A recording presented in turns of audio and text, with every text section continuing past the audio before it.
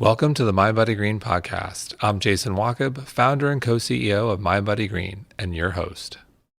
Today's episode of the MBG podcast is made in partnership with Megafood. At MBG, we spend a lot of time thinking about one question: what matters most in life? And what we found are a few simple answers coming from the hardest times, like knowing how to take care of ourselves because our health isn't guaranteed. What matters to Megafood most is the power of plants nourishing the soil and crafting supplements with high-quality ingredients. That means you can focus on what matters most to you, like staying present, making choices, mistakes, love, and art. At the end of the day, what matters is making the most of each moment. Megafood, supplements for what matters. Today we have Raj Patel, the renowned political economist and New York Times bestselling author of The Value of Nothing, alongside physician Dr. Rupa Maurya, to offer a radical new cure, the deep medicine of decolonization, with their new book titled Inflamed: Deep Medicine and the Anatomy of Injustice. Gear up for a thought-provoking, provocative, and controversial conversation today. Raj, Rupa, welcome. Thanks so much for having us, Jason. Hello. It is great to have you both. Such an important, provocative book. And I'm going to start with the title. The title's Inflamed, so we have to start with inflammation. And so what I thought was so interesting in the context of inflammation, in the book, you talk about immunity and the different types of immunity, which I thought were fascinating. So can you walk us through type 1 immunity, type 2 immunity, and then followed by type 3 immunity?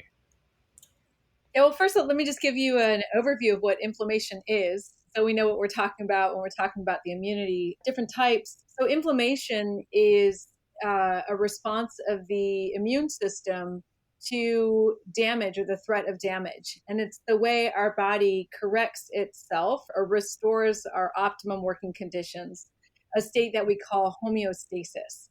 And it's an evolutionarily conserved response. So it's been around for a long time. It's preserved in different animals, and we have it in humans. And it helps us when we are confronted with different stress, such as a cut to our skin. We see acute inflammation, or the stress of running away from a bear. There's the stress response and inflammation response are actually very intimately connected, using a lot of the same cellular mediators.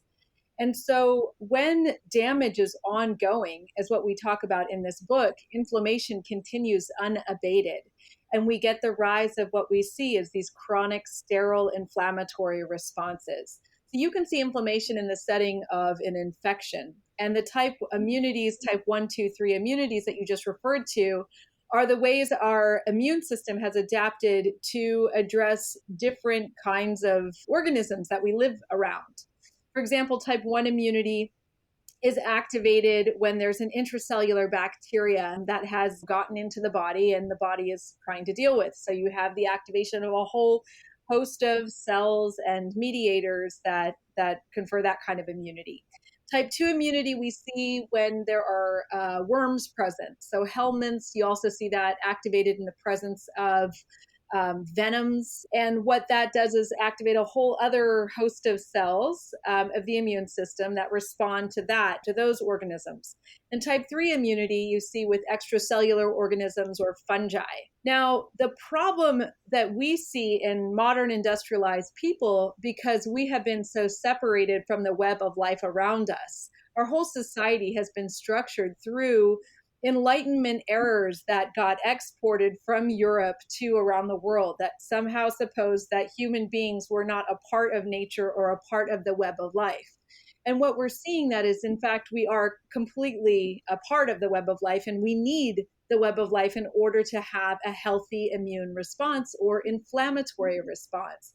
So people who are raised in places where they have lots of exposure to rich microbial and other creatures don't have the kinds of inflammatory disease that we have. For example, cancer is what we now know is an inflammatory disease. And people, when I was going to medical school, we learned that the bacterium Helicobacter pylori causes stomach cancer. So when you find stomach cancer, you find Helicobacter. Helicobacter also creates Helicobacter pylori also creates peptic ulcer disease. So it creates an inflammatory condition in the stomach. And what we see is that the rates of H. pylori infection in the United States, let's say, are really high in people with low socioeconomic status. So you see a lot of Black Americans with H. pylori infection, and those Black Americans have a higher rates of gastric cancer occurrence. But when you go to Africa and you look at Black Africans, they also have a really high rate of H. pylori infection. However, their rates of gastric cancer are much lower. And what has been postulated as a reason that this is happening is because those folks are exposed to more organisms like worms or helminths that tone the immune system to not react to the H. pylori infection with inflammatory changes that we see here in the United or in industrialized societies. In addition, the social oppression of Black Americans also creates pathways of inflammation that make that encounter with that organism more threatening for that body. And so that's what we really look at in the book, is how social structures around us, which also include the way we've excluded organisms or others from our concept of social structure, are predisposing our own bodies to a hyperinflammatory response or a dysregulated immunity. So type 1 and type 3 immunities give rise to autoimmune diseases when it's dysregulated. Type 2 immunity rises in allergic diseases that we see. Diseases where you'll see a rise in eosinophils, so asthmas and eczemas and eosinophilic esophagitis, these kinds of conditions. And so what has been fascinating about our book is understanding how it is the interrelationships of ourselves, our bodies, and the entire web of life around us that is somehow changing how our bodies are responding, and that those fractured relationships that we see in industrialized societies have been broken through systems that were brought through colonialism and the capitalist architecture that was put in place. So there's so much to unpack there, and something you're hitting on is inequality. And something else, another great statistic from the book I thought was fascinating, eye-opening, scary, the connection of financial debt and cardiovascular health. And the book says that having more debt is associated with 17% greater risk of high blood pressure and 15% higher risk of having a stroke. Wow, that's... And the bigger the debt, the more stress you're under. And particularly if you're taking payday loans, for example, where, and listeners may not know this, but when you take a payday loan, you borrow $200 and end up paying $500 and over a very short period of time. So an APR of 800%. And that stress, particularly if you needed that money to feed your family or just to be able to make rent so that you don't become unhoused, when you can't make those repayments, that's you and your family hungry and out on the street. And that's an immense amount of stress. And one of the things we found was that if we wanted to the rate of accidental fatal overdose in the United States by 8%, then banning payday loans would be a fantastic way of doing it. This is a medical intervention to reduce the consequences of stress in our body that would also, in passing, reduce suicide rates by, I believe it was 4%. So just by treating the social system around us, we can dramatically improve our bodies, particularly for those who are at the very sharp end of poverty and injustice. So something else that was very interesting with regards to community was a section on community immunity.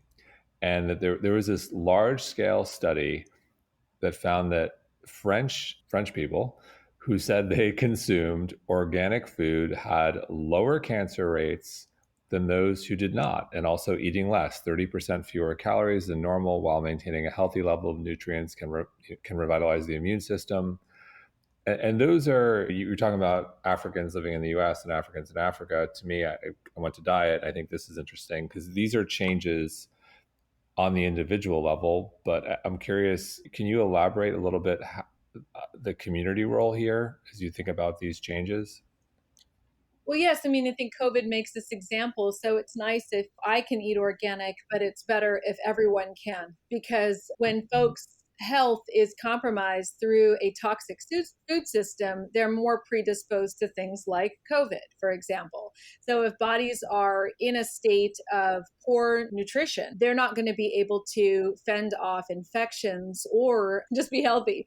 And I think part of the problem of the wellness world is that there's such a focus on the individual, and there's not at all an understanding of how individuals are connected to one another. And so that logic of individual health and wellness is part of a colonial mindset that somehow we can be healthy without others being healthy.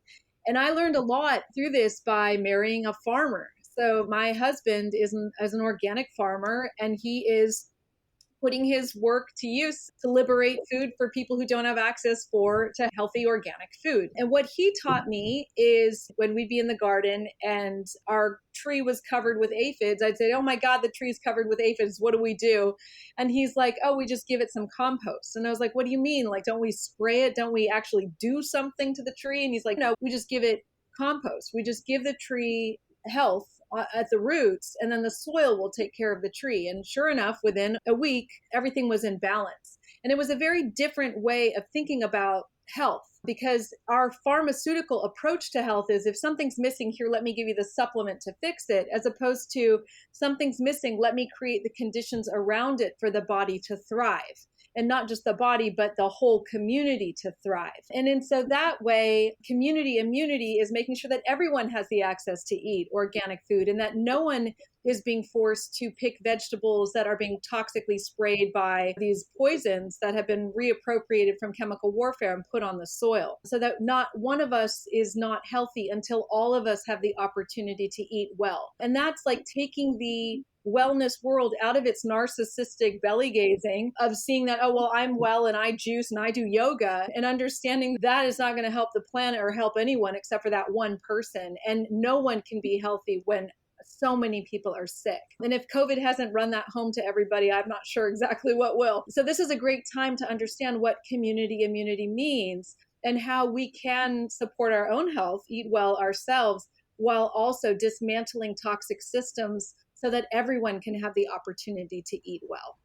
So this idea of connection is something I love, we love here at MindBodyGreen. And you reference the South African term Ubuntu, which I first learned about from Dr. Frank Littman, who we've had in this podcast many times. He's family, he's my personal doctor, and he's from South Africa.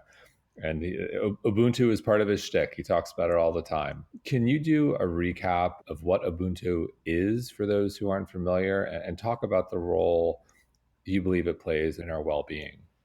Well, so Ubuntu is a Bantu word. Bantu is the language group that many folk in Southern Africa use. And Ubuntu is just the idea that I am because you are. And it's an idea of mutuality that recognizes with gratitude that we could never become were it not for the gifts that other people have given us. And it manifests itself, a recognition of this manifests itself in a couple of different ways. I mean, for example, if you're having a meeting in South Africa, you better budget about half an hour, depending on the number of people there, for you to just go around and shake everyone's hand. Right? It just takes a while because you have to greet everyone. It's considered just unthinkable that you would spend time in the same room as someone and not get to know them and not seriously ask how their family is doing and whether they are well. Because if you don't know if they're well, if you're not taking care of people in the room, it's unlikely that they're going to be taking care of you. And that idea of deep caring, of a deep understanding, not just of who's in the room, but who they are connected to, and how they are connected not just to one another, but to the places that they're from and to home, kumusha, wherever the idea of, well, obviously you're here in city now, but how are the people back in the village?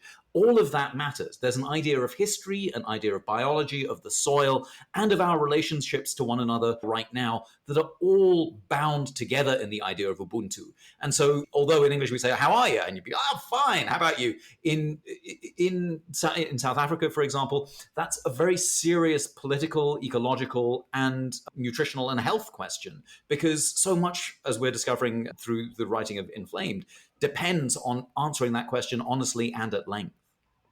Well, as you pointed out, if we're doing yoga and drinking green juice and going on our Peloton all day long, and we're not having real, meaningful IRL connection, as I think we've learned through COVID, one, it's not good for you. It's unhealthy. So I would argue you're negating all that good stuff you're doing, but two, it's not good for the collective. It's not good for humanity, and you ultimately suffer. Like we're speaking, if I'm just in it for me, if you talk about wellness being a little bit narcissistic, it actually isn't good for your health to be solely focused on you and not the community, right?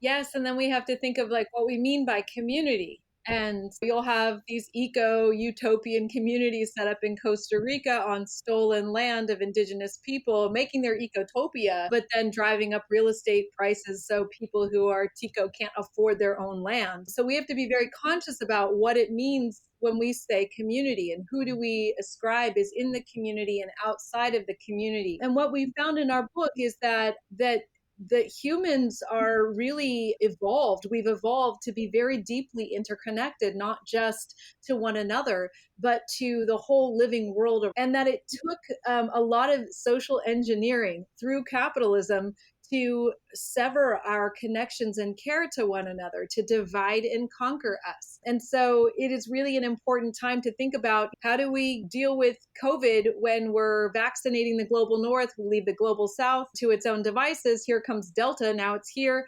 Now COVID is, and now the idea that we're going to get past this is disappearing at every moment because we didn't define our community broadly enough. We didn't open the aperture of healing to bring in as many people as possible. And that is a great lesson as we go into accelerating climate crises. Who's going to be coming into the circle to be safe? How do we define that? And then how do we define the resources and how resources are allocated to keep people safe, especially with the migrations that are already underway with climate refugees, with these wars, with the dearth of water around the world. We're going to be seeing a lot of movements of people we already are. And so how do we define what that community is?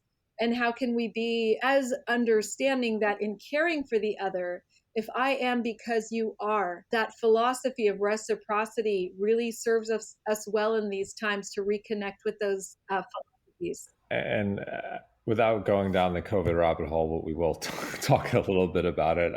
I'll use lockdowns for an example. I don't think this was intended, but lockdowns disproportionately hurt at-risk BIPOC communities because if I'm more affluent and I have a job where I have the ability to say, all right, I can work from home and Zoom versus I'm making deliveries on a bicycle or I'm a cab driver or an Uber driver, I don't have that luxury. So I'm out there forced to, so and I don't think that was the intention, but that happened. But coming back to COVID, I'm an optimist. So I think I'll timestamp this interview. It's September 13th. It'll air on the 15th. So hopefully not too much changes in the next 48 hours, but we live in a new era. You have to talk about the respiratory system. What can we do as individuals and collectively to protect our respiratory system? Well, the first thing we can do is abolish the fossil fuel industry, which has set the world on fire. So, collectively, that's a good place to start. Shut down line 3 and start building the green energy economy now, not in 5 years, not in 10 years, but right now. Looking at those communities that are most impacted by air pollution, start shutting down those industries as well. So, industries have been given free rein to pollute our air. And if you look at COVID and where it's hitting the most severe, it's hitting in places that are very suffering from air pollution chronically. So people who are chronically exposed to PM 2.5 have a much harder run of COVID when they get it and a higher likelihood of getting COVID. And we're seeing the same thing with the wildfire smoke. There's data now that shows that it's traveling on the smoke from wildfires. and that if you're exposed to wildfire smoke, your likelihood of having severe COVID goes up. So we need to stop the world from burning. And that means taking the power away from the corporations that have, here in California, decided where our water goes, as opposed to following the fish or the riparian corridors that need the water.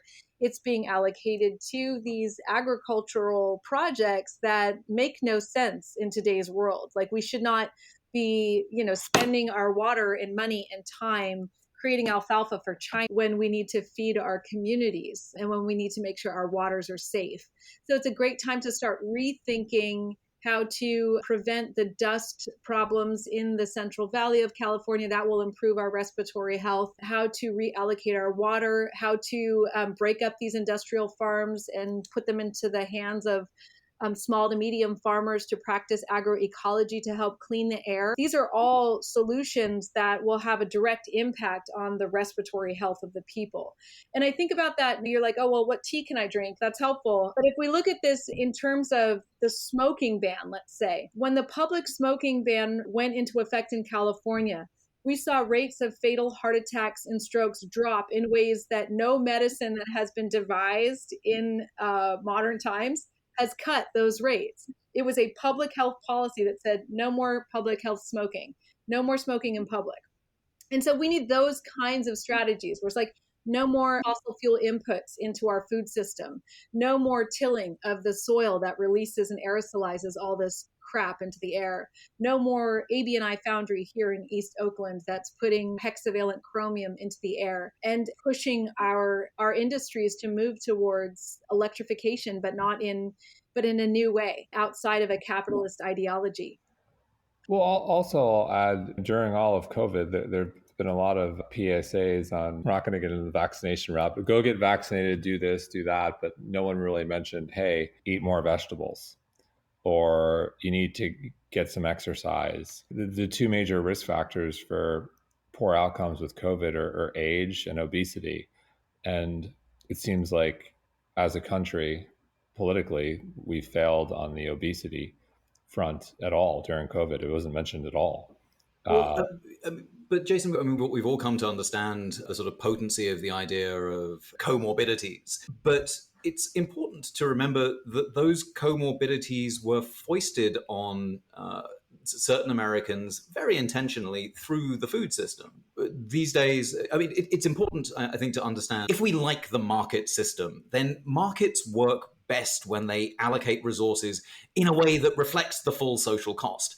The trouble with capitalism is that it creates a divide between the private costs and the social cost. Very briefly in sort of economic speak, there are things called externalities, things that corporations don't pay for when they produce whatever food, for example, we eat in the United States. And to give you a concrete example, in 2019, Americans spent $1.1 trillion on food, but the amount of damage caused to the environment and to our bodies by this food system was $2.1 trillion. So almost double the private cost of food is the damage that our food system causes. And that damage doesn't fall innocently just distributed, sprinkled across the United States. It falls particularly on communities of people of color and the working class in the United States. Well, yeah, 100% agree. I think, for example, we subsidize corn and corn syrup. And so the government determines what is reasonable. If we subsidized spinach, we could make spinach a lot more without going down. But we're subsidizing unhealthy foods, which disproportionately end up in poor BIPOC communities where this is what they can afford. So they don't have, one, it's access, and then two, it's resources to actually purchase the right type of food, and education as well. But that's it. I mean, I do think it's the access part is often forgotten in this story, that 7 out of the 10 worst paying jobs in America are in the food system. And so people most likely to be least able to afford the right kinds of food are the ones working in the food system, most exploited by it, and usually disproportionately women and people of color. And this just goes to the story that we're all agreeing with here, that this system is, and it is rigged in order precisely to be able to help us sweep over the problem of obesity, because actually that's the system working as it should. Low-income communities being given trash, not being able to have the right kinds of access to food, because our system is subsidized not just through the billions that we give through the farm bill, but actually more so through the normalizing of oppression. And the normalizing of these vast gifts we give to the food industry of our children's minds, our letting these corporations off scot-free when they pollute the water and pollute the air. And that's the kind of systemic transformation we need if we're very serious about embracing community green health. And then also with regards to diet and exercise versus a vaccine. So of the obese patients I treat that are suffering from obesity, in the face of a novel infection that is deadly, I can tell them to go on a diet and get some exercise, but will that give me the outcomes that they need to stay safe and that we need to drive down the infection rates? Absolutely not. So right now, what we're seeing in the United States is truly a pandemic of unvaccinated people who willfully are, a lot of them, most of them, willfully deciding not to get vaccinated, who are now clogging the healthcare systems so that other people can't get the care that they need. And so we're seeing a lot of unnecessary death right now. So absolutely, Yes. people do need to people need to eat well and exercise. But when we focus on that, as opposed to more of these structural issues that Raj and I are talking about, we're almost gaslighting the victims of the system, where we're blaming them for just not choosing right or doing the right thing, when so much is structured around them that makes it impossible to avoid diabetes, obesity. I don't think we're gaslighting the victims. I think I'm upset with the messaging from the government. And you're speaking to someone who's fully vaccinated and takes care of themselves. I just wish it's not about infection per se. It's about, if you are infected, having the immune resilience. If you're in better shape, you're going to be, in better shape. And the outcomes are not in your favor if you are suffering from comorbidities in your age and you're unvaccinated. That's like the trifecta. If you're unvaccinated and obese or just like diabetes, that is not good. Right. And I totally agree with you. And what I'm saying also is that if you look at the racial disparities of COVID, the people who are dying the most are Native Americans, Black folks, and Latino folks in the United States. And that has to do with legacies of historical oppression and what that is doing to the body. So yes, while people should eat well and try to do the most that they can to boost their immunity, what we're saying is there's a limit when the social structure is created that basically crushes or preconditions our immunity to a pathologic response.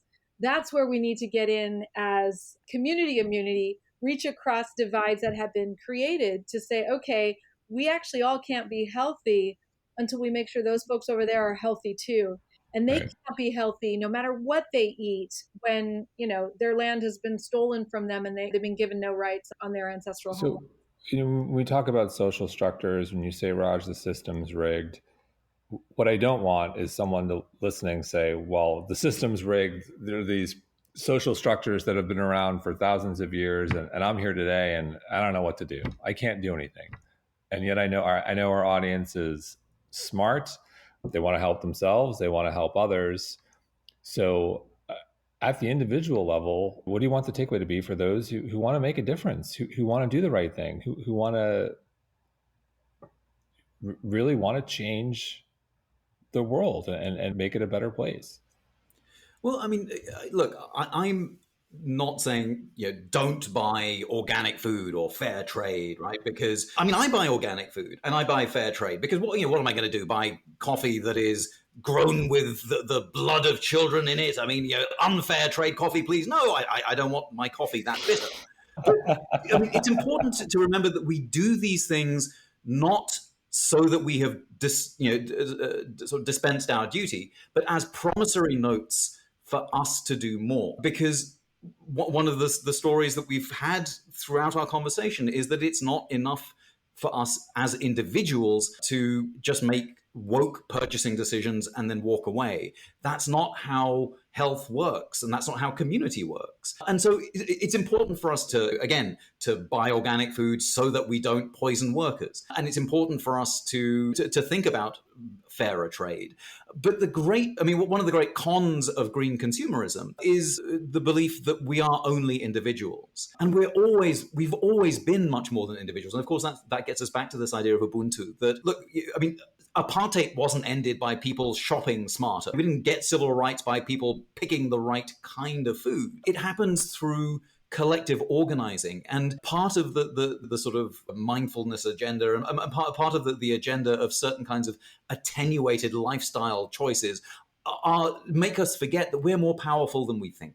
And so the takeaway for us, I think, is for us to recognize, yes, of course, we do these right things in order to keep our bodies healthy so that we can make sure that everyone's body can be healthy. And luckily, there are movements across the United States that are inviting us to join them in this bigger task of transformation, whether it's movements for the Red, Black, and Green New Deal, or the Deep Medicine Circle that Rupa is the chief instigator of. And I very much like to hand it over to you, Rupa, to talk more about that. But there are these organizations that are out there right now thinking about health not just as the popping of the pill, but as the duties that we have to one another for the rest of our lives. Take it away, Rupa. Deep medicine. Let's hear about it. Yeah, well, first I just want to say, when we say, oh, this has been going on for thousands of years, what can I do? What Raj and I do in this book is we say, no, this is actually about 600 years. This is not inevitable. This is not the way people have always been. This is not how the planet has always humanity. This is the direct outcome of the colonization of the world through European expansion and the expansion of the capitalist economy around the world. And those two things together had a particularly damn outcome to the health of our bodies and the health of our planet. And I share that because it is specific, and which means it has specific pressure points that we can exert change at. And it has specific cultural contexts which can be changed through our organizing, through our collective partnering with different people across the globe. And this is already happening. So the Deep Medicine Circle is a nonprofit that we started this year. It's a worker-directed, women of color-led nonprofit between indigenous and non-indigenous people here in occupied Ohlone territory, what's now called the San Francisco Bay. And we are redefining a culture of care for what that means for us and how that can impact health of our bodies, health of our societies, our social relationships, and health of the ecosystems where we're working. One of the projects we're doing, we're calling Farming as Medicine. And in that work, we are moving 38 acres to the hands of our Ramaytush Ohlone friends. And we are also farming an acre of rooftop, which is the largest rooftop farm on the West Coast. And on both of these sites, our farming is an active care of the soil, and the farmers are being paid as stewards of that soil. So when we Ubuntu, care for the other, we care for ourselves. So through reawakening that soil microbiology, reawakening that health in the soil, the food that's grown becomes more nutritious, and it's then liberated from the market economy. So the farmers aren't being paid per pound of lettuce. That food is then given to those people who are most oppressed by hunger. So in San Francisco, it's the American Indian Cultural District, the Tenderloin Neighborhood Development Corporation are just giving away that organic, delicious food. And then in Oakland, it's going to a pediatric clinic run through UCSF right next door, and to Poor Magazine's Radical Redistribution Network in Deep East Oakland. And so we are going to be demonstrating how flipping the food system on its head, removing the food from a for-profit relationship, allows us to care not only for the people, the farmers and the people who receive the food, but also for the earth, the ecosystems, the soil, the water. So we get multiple benefits when we just shift the economic model. And so cities, this kind of model can be replicated all over the country, all over the world if you want, that people in urban areas can be supported in their peri-urban rural spaces to grow food to keep everyone at least a base level of nutritional support. So just like we have roads, we pay for our roads, everyone should be able to walk down the street and get a box of organic produce so that no one is in a nutritionally deficient state that we have right now. So you mentioned the ecosystem. There's a fascinating story in the book about the salmon ecosystem. So can you talk about the salmon ecosystem? Okay, well, the salmon nation extends from up by Alaska all the way down to Big Sur. I got to hike up the creek, which is the southernmost extent of their reach, beautiful creek, and the Pacific salmon. And we look at how over, the course of a couple decades here, the salmon went from, there's stories here in the Sacramento Delta when the colonizers first arrived, that the fish were so big, like 6 feet big, and so plentiful that you could walk across their backs on the Carquinez Strait, which is where the Sacramento River Delta opens into the bay. And within a couple of years, the colonizers set up nets and just hundreds of thousands of pounds of salmon, and the fish were decimated. Not only that, but the rivers were dammed. And we see over time how that has impacted the health of the waterways, the health of the forests, because if you look at the Douglas fir trees that grow by salmon creeks, their DNA, their nitrogen is marine nitrogen that's coming from the sea, coming from the ocean. And so when we interviewed Chief Colleen Sisk, who's the Winnemem-Wintu chief, who lives at the base of Mount Shasta, her people have been there forever. She was telling us about how when the Europeans came and they killed all the salmon in the Atlantic, they head over to the West Coast to be like, okay, how do we keep the salmon going? And they went to the Winnemem-Wintu to ask them about the salmon habits, like how do you breed salmon? How do they spawn? And to learn about them.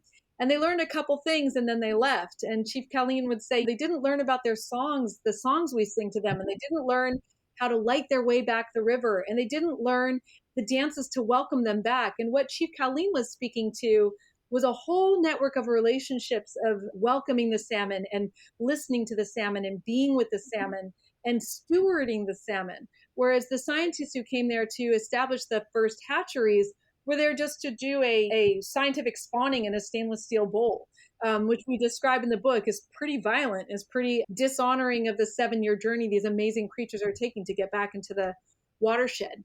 And so once those salmon were gone, those ecosystems, so the bear that ate the salmon, the phosphorus that came in that bear poop into the forest, the berries that grew from that poop, berry poop, and had those nutrients in those berries, all of that loses that amazing nutrient cycle that was coming from the ocean brought by the salmon. So as such, they're a keystone species. There's a lot of work happening with California Native tribes to bring back the salmon and to stop those waterways, waterworks that are happening that damage those vital arteries that are bringing in that powerful nutrition from the ocean back to. It's interesting. I think there's so many parallels. I think it speaks to our myopic view we tend to have, whether it's in healthcare, how we just look at the symptoms and not the root cause, or in this case, just looking, I'm just going in for the salmon and that's it, but I'm ignoring the whole ecosystem. And actually right now, like there's a wild salmon shortage. Like, yeah, high class problem I have in New York, but the iconic Russin daughters, I can't get wild salmon. It's been out like months. Like there's a wild salmon shortage. And we've got, I think this idea, it speaks to connection. I think it speaks to our ecosystem, and it speaks to what we touched on earlier. Our planet is angry right now. Yeah, and if you look at the health benefits of wild salmon compared to farm salmon, you see that wild salmon is one of the best anti-inflammatory medicines that nature has given us. And farm salmon, on the other hand, isn't. It doesn't have the same impact. In some cases, it's even pro-inflammatory to eat it. So it just shows how our lack of understanding of how we damage ecosystems ends up having an inflammatory response. The systems around us, not just our own bodies. So there's this prevalence of this fish inflammatory virus that propagates in farmed fish, and it inflames their heart muscle and the muscle of their bodies. So it's incredible to me, as we were looking in this book, how often inflammation was a sign of damage, sign of a vital system being damaged. And in some way, that's great because we have a very clear compass. We have a very clear roadmap that we will know when things are better because inflammation will subside. And that's a beautiful thing to have that. Yeah. Can you talk a little bit about our ability to heal, and also on the flip side, those wounds that never heal? I don't know if I believe in wounds that never heal, but I do believe that there are wounds that are quite deep that we cannot heal alone. There are wounds that are so great that they require all of us to. And those wounds are wounds of colonialism. So our First Nations people, our indigenous communities, they are doing great work, many of them, to do healing projects of reawakening food ways and medicine ways. But truly, they can't heal until we all participate in correcting and repairing what has been damaged through systems of colonial terror.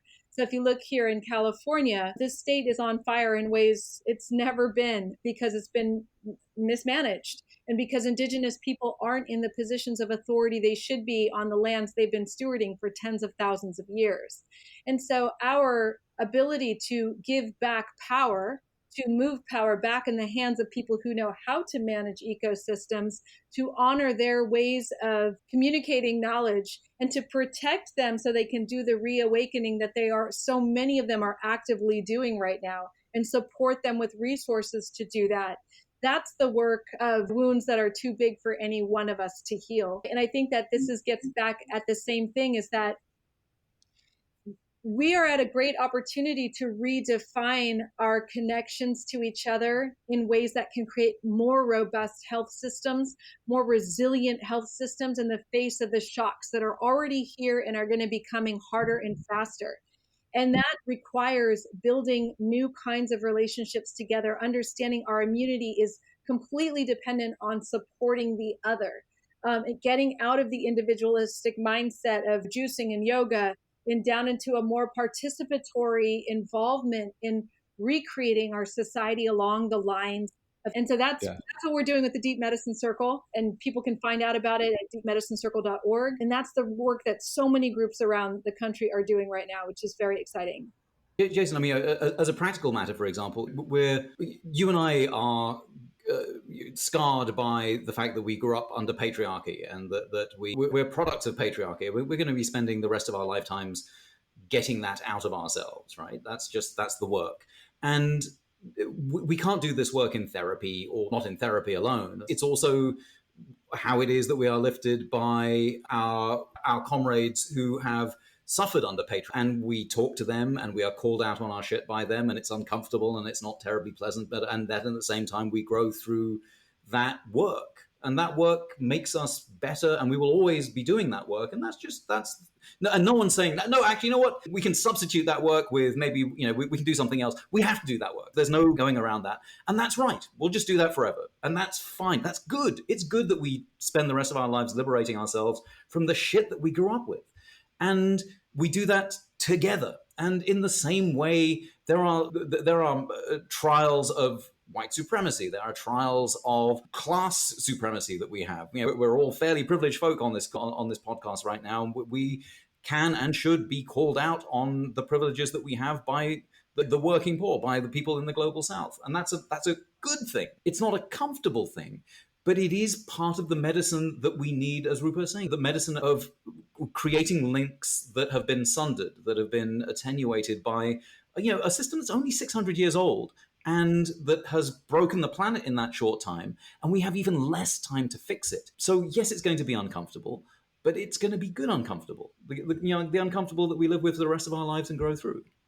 So I'm going to segue to trauma, stress, inflammation, and how they all ladder up to longevity, specifically telomeres, which I'm obsessed with. They're fascinating. Can you give a primer on telomeres? And then we'll segue. In the book, you talk about trauma in childhood can prune telomeres, which is mind-blowing to me. So telomeres, let's go after telomeres. Well, telomeres are the end caps of the chromosomes of our cells. So our chromosomes contain most of our DNA, genetic material wrapped up in the nucleus. And the telomeres, with each replication of a cell, each division of a cell, the telomeres shorten a little bit. And so how much you have on the end of your telomere, how much length you have, is a kind of a biological clock. So that's your cell will divide and lose a little bit of telomere each division. And then when it gets to a certain bit, it just stops. And then it enters senescence, or it's the end of the cell. And what we know now is that telomeres can be shortened through stress, through trauma, and through environmental damage and exposure. And that telomeres that are shortened in that way, those cells, when they enter senescence or arrest, are more likely to develop a pro-inflammatory phenotype called the senescence-associated secretory phenotype. And what we're seeing is that all somatic cells, so these are body cells that are not our germline cells, have the capacity of becoming senescent and then this SASP type. And this SASP phenotype is a inflammation factory, generator of pro-inflammatory molecules in the body. And so the thing about telomeres that was interesting is that not only can they be shortened by stress, they can be elongated by things that are regenerative and nourishing. So this is why I will never say you shouldn't do your meditation. Yes, absolutely. People should take care of themselves. They should do their yoga. They should do the things that bring them solace and peace, but they should not stop there. Because if the damage is ongoing for communities, that shortening is happening right there and then. Unfortunately, right now, the science is not totally one-to-one where you can say this shortened telomere causes this disease, and therefore, if we just elongate telomeres, we'll all be fine. It's not like that, but we do see that damage causes telomere shortening, and telomere shortening causes this pro-inflammatory cell type to just keep pumping out inflammation. And these cells, when they happen in the brain, are causing Alzheimer's. When they happen in the pancreas, they're causing diabetes. When they're happening in the kidney, they're causing chronic kidney disease, and end stage people need to go on hemodialysis. And so it's important to understand what's driving this telomere shortening. We have an overabundance of trauma through our social arrangements, that children are not protected, families are not protected, working class people are not protected. Poor white people that I saw in the hospital, I relate a story of a woman who died, and her son, who had white supremacist tattoos all over his eyes, who subsequently died. He was not protected. And to understand that this is not a time, even though our politics seeks to divide us, of really looking at one another and saying, like, how is that poor white family in Alabama being poisoned? How is that trauma that's happening to that family recreating the trauma that's already happened here on the Trail of Tears?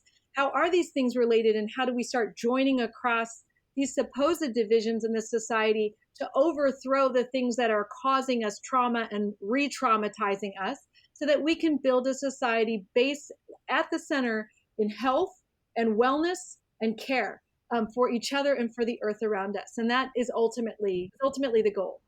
Right. So in closing, you mentioned politics tries to divide us. I think they're doing a good job. However, I'm an optimist. Maybe I'm overly optimistic. I think that I believe in the silent majority, if you will, and that the lion's share of Americans are good people. I think we're more alike than we know.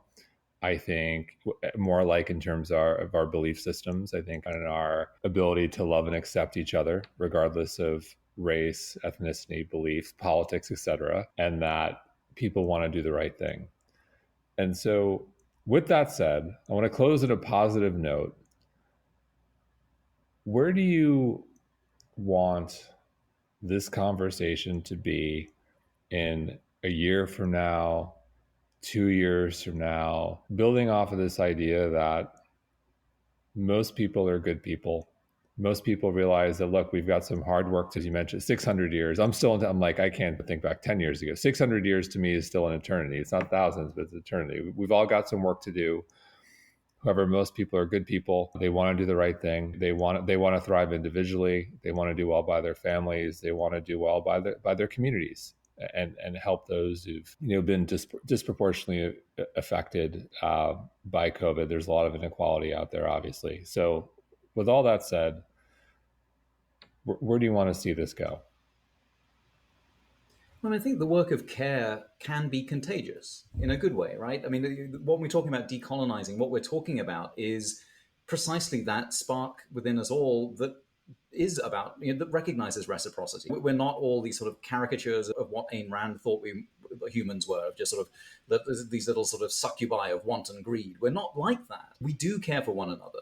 And expanding that community of care is so fulfilling. And that's the good news here, that decolonizing is about recognizing acts of harm and repairing them with care. And there's so much hope in that.